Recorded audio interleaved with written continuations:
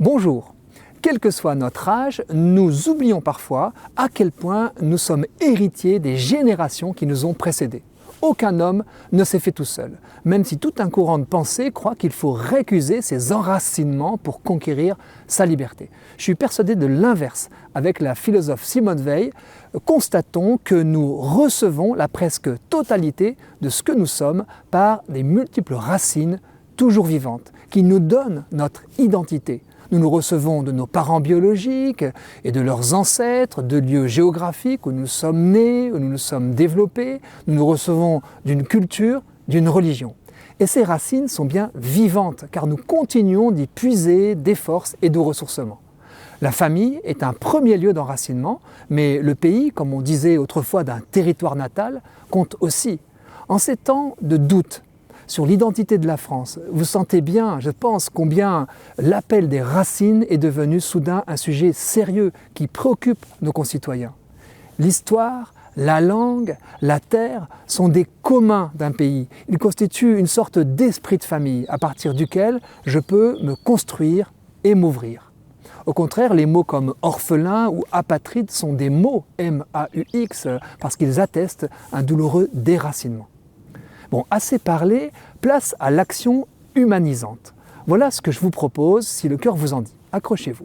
Je nous propose d'abord de recueillir par tous les moyens de notre disposition des données sur nos ascendants jusqu'à la génération de nos arrière-grands-parents. Parents, grands-parents, arrière-grands-parents. 14 personnes. Prénoms, noms, profession, lieu de naissance, éventuellement lieu de mort, et avec, si possible, pour chacun d'entre eux, une photographie. Nous voici donc en possession de notre généalogie minimale, et tant pis s'il y a quelques trous. En regardant ces visages et ces noms, peut-être prendrons-nous davantage conscience de l'héritage immatériel que nous devons à certains d'entre eux. Nous avons aussi le droit d'ajouter d'autres personnes qui ont tellement compté pour nous, qui sont aussi à inclure dans nos racines vivantes originelles. Car l'homme, contrairement à l'arbre, s'enracine en marchant. Il ne cesse de se ressourcer à des racines anciennes et nouvelles. Alors que faire de tout cela ?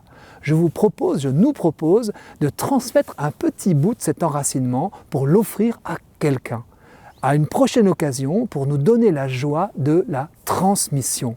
Ce peut être une pensée, l'amour d'une œuvre d'art, une chanson, une poésie, un savoir-faire. Ça peut être une attitude, un état d'esprit, une valeur d'un de nos ascendants ou d'une personne qui nous a aidés. Vous pouvez peut-être vouloir un exemple. Alors moi je pense à une personne, un vieil immigré italien qui m'a appris comment monter les hameçons. Et à chaque fois que j'explique à un enfant de mon entourage comment on fait un montage d'hameçon, bien je pense à monsieur Baldantoni qui m'a transmis ce savoir-faire. Puis un autre de mes ascendants bien-aimés m'a souvent dit que la langue française n'utilisait pas assez le point-virgule. Et du coup, quand j'en tape un, je pense à lui. Voilà, c'est transmis. Point final.